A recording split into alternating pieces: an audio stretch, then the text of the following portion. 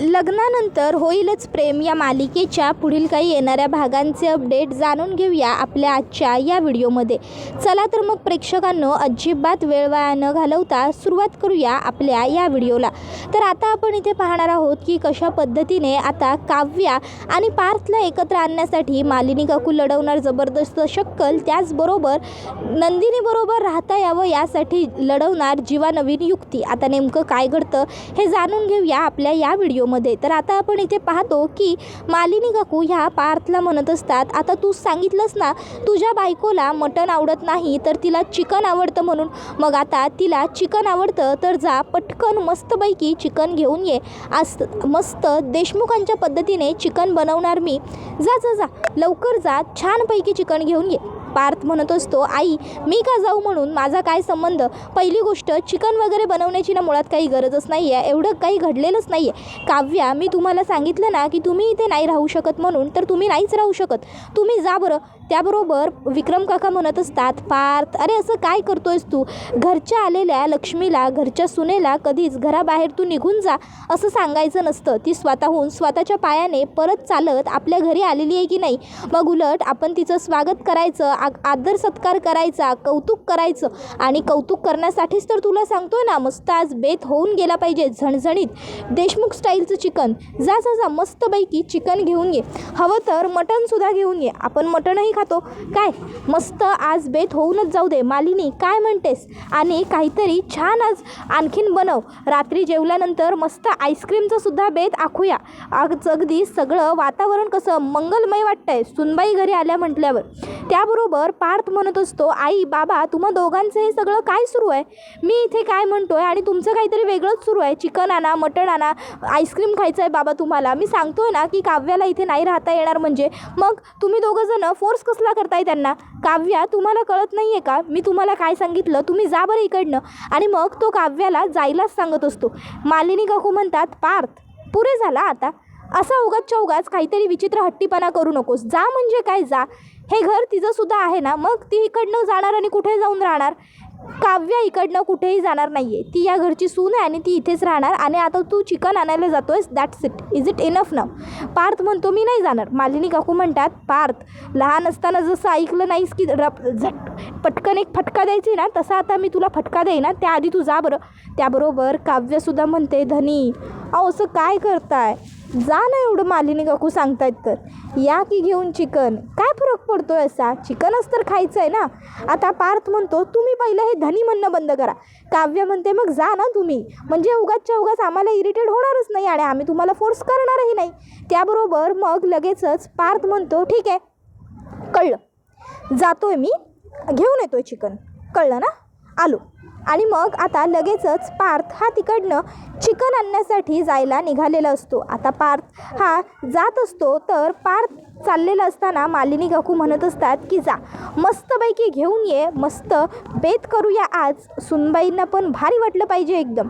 काव्य तुला माहिती आहे का, किती दिवस आपल्या घरातलं वातावरण दूषित झालं होतं, कलुषित झालं होतं, सतत घरामध्ये रड ओरड भांडण सुरू होतं, पण आता कसं भारी वाटणार काय पार्थ, बरोबर ना. त्याबरोबर मग आता मालिनी काकूंनी असं म्हटल्यावर पार्थ याला मात्र काही कळतच नसतं. पार्थ विचार करतो की अरे यांचं सगळ्यांचं काय सुरू आहे, पण आता आईने हट्ट केल्यामुळे तो गेलेला असतो चिकन आणण्यासाठी. त्याबरोबर दुसरीकडे जीवा हा नंदिनीला म्हणत असतो की नंदिनी मी तुझ्याशिवाय राहूच शकत नाही आणि त्यामुळे मी घरात येणार, माझ्या सासूबाईंनी मला घरात बोलवलं आहे. मग आता लगेचच शारदा ही त्याला म्हणते, अहो जीवाराव तुम्ही असे उभे का, बसा ना जावई तुम्ही, मी तुमच्यासाठी कॉफी आणि पाणी घेऊन येते. आणि मग आता लगेचच शारदा किचनमध्ये जाते, जीवासाठी पाणी घेऊन येते, तुमच्यासाठी थंड आणू का असं विचारते. उन्हातनं आलाय. त्यावर जीवा म्हणतो, नाही नाही नको, आता कसं म्हणजे थंडीचे दिवस आहेत ना, थंड नको, मस्त भक्कड चहा होऊन जाऊ दे तुमच्या हातचा काकू. त्याबरोबर मग नंदिनी म्हणत असते, आई बास कर तू, काय चाललंय तुझं, चहा काय, कॉफी काय, थंड काय, गरम काय, ओ आणि तुम्ही काय इथे असे आरामात निवांत बसलाय, उठा पहिले, उठा सोफ्यावरनं, आणि हे बघा तुम्हाला इकडे राहता येणार नाही आहे, निघा इकडनं आत्ताच्या आत्ता.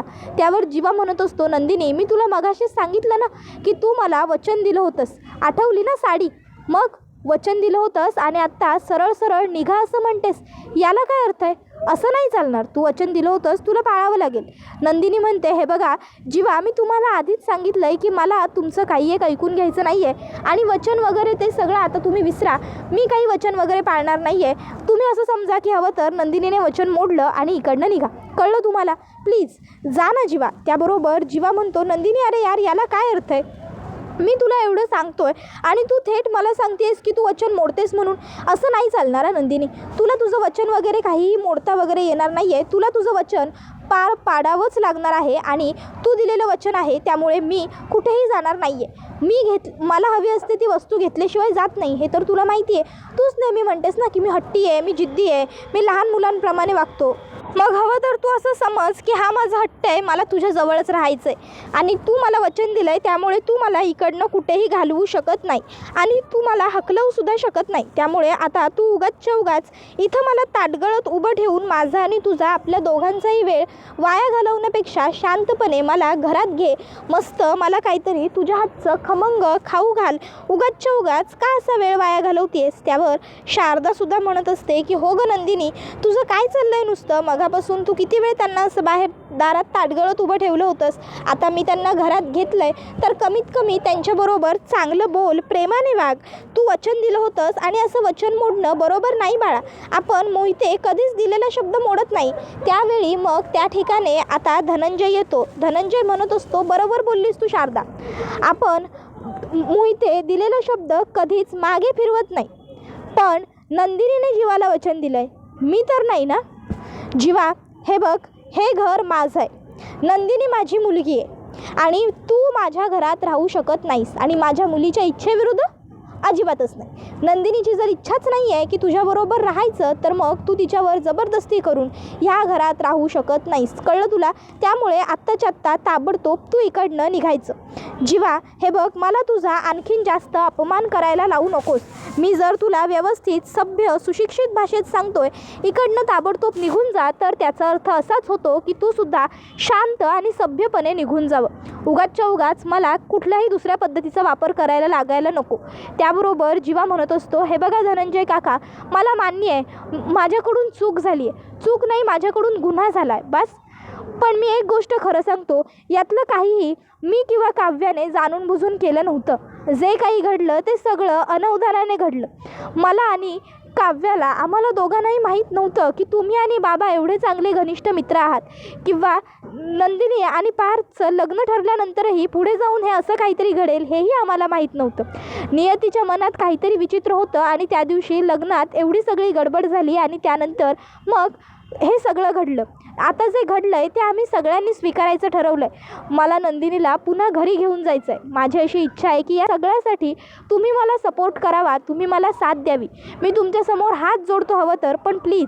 त्याबरोबर धनंजय म्हणू लागतो, हे बघ जीवा, मी तुला अजूनही अगदी व्यवस्थित, सभ्य आणि सुशिक्षित भाषेत सांगतोय की तू इकडनं ताबडतोब निघून जा.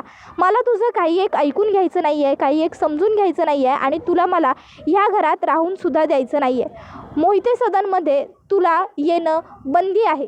त्यामुळे तू जर इकडनं निघून गेलास तर तेच तुझ्यासाठी फायद्याचं ठरेल. त्यामुळे आता मी तुला प्रेमाने सांगतोय, तोपर्यंत तू लवकरात लवकर इकडनं निघून जा. उगाचच्या उगाच माझ्या सहनशक्तीचा बाण फुटण्याची वाट पाहू नकोस.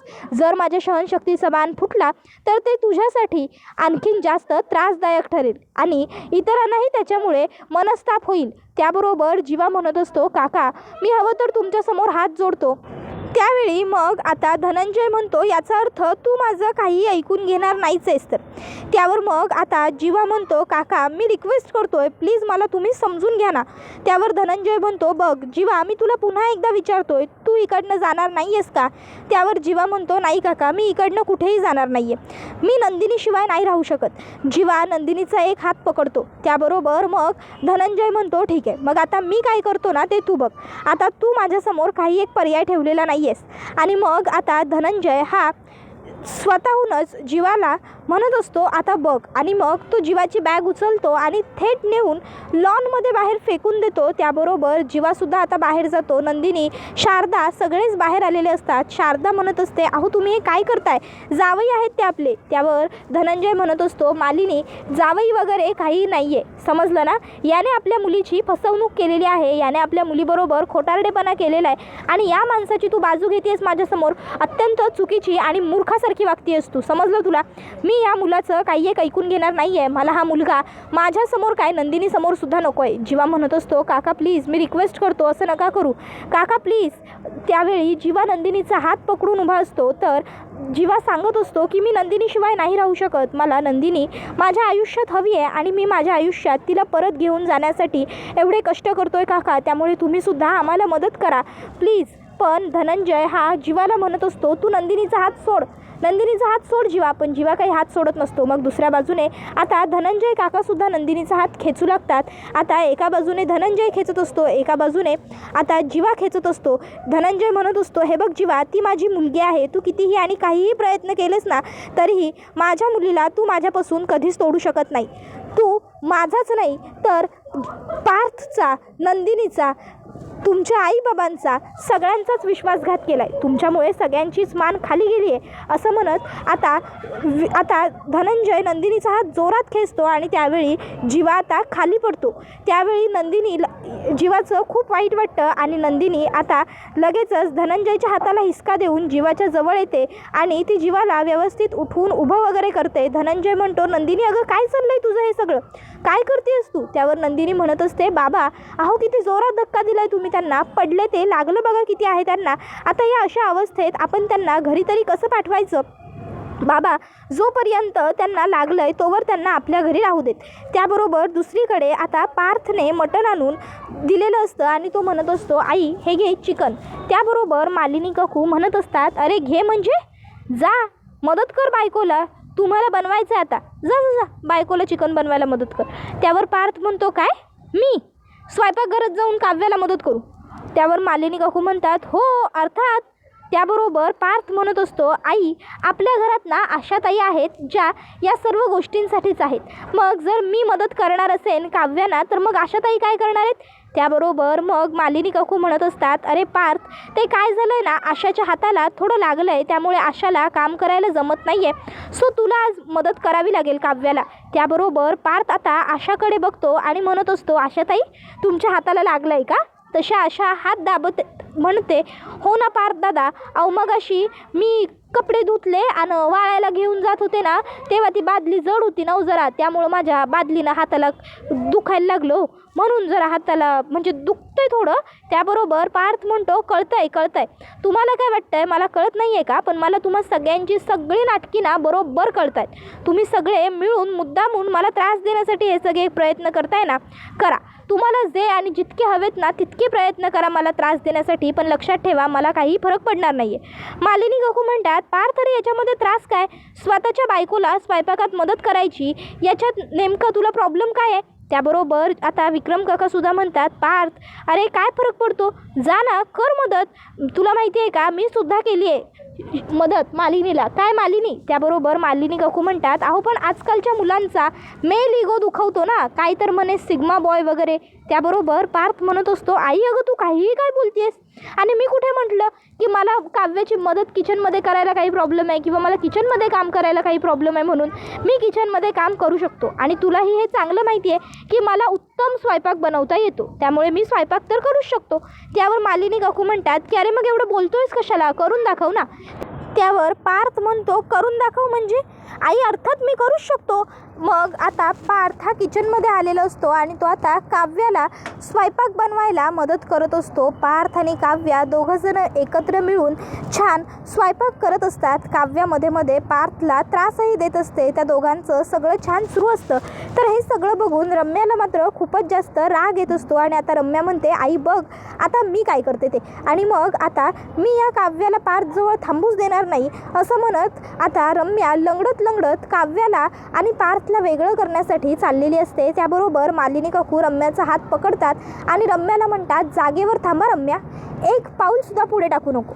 नाही जर तू पुढे गेलीस ना आणि त्यांच्यामध्ये पडण्याचा प्रयत्न केलास ना तर काव्या माझी सून तुला ना डायरेक्ट एका पायाने लंगडीच करेल. पुन्हा त्यांच्या मध्ये हा जो पाय टाकतेस की नाही तो पाय टाकायला राहणारच नाही, कळलं ना. त्यामुळे तो पाय घे आणि गुपचूप बाजूला बस. लागलं ना. त्याबरोबर मग मात्र रम्या गुपचूप खाली बसते. त्याबरोबर इकडे काव्या आणि पार्थ हे दोघं जण छान स्वयंपाक बनवू लागतात. तर दुसरीकडे आता नंदिनी ही जीवाची काळजी करत असते.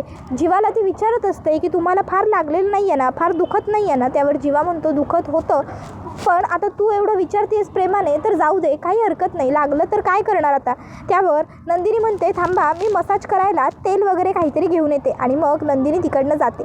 शारदा तिकडे येते आणि म्हणत असते जीवा खरंच मी यांच्या वतीने तुम्हाला सॉरी म्हणते. नाही म्हणजे यांना खरं तर हे असं वागायला नको होतं. कधी कधी यांचंसुद्धा जरा चुकतंच, पण सध्या ते रागवलेत ना म्हणून असं विचित्र वागले. मी माफी मागते. त्यावर जीवा म्हणतो अहो काकू उलट तुम्ही माझी माफी मागण्यापेक्षा जाऊन काकांना थँक्स म्हणा. त्यावर शारदा म्हणते म्हणजे. त्यावर मग जीवा सांगतो खरं तर मला जेव्हा काकांनी धक्का दिला ना तेव्हा मला काहीच लागलं नव्हतं. मी माझ्या दोन्ही हातांवर पटकन व्यवस्थित बॅलेन्स सांभाळला होता.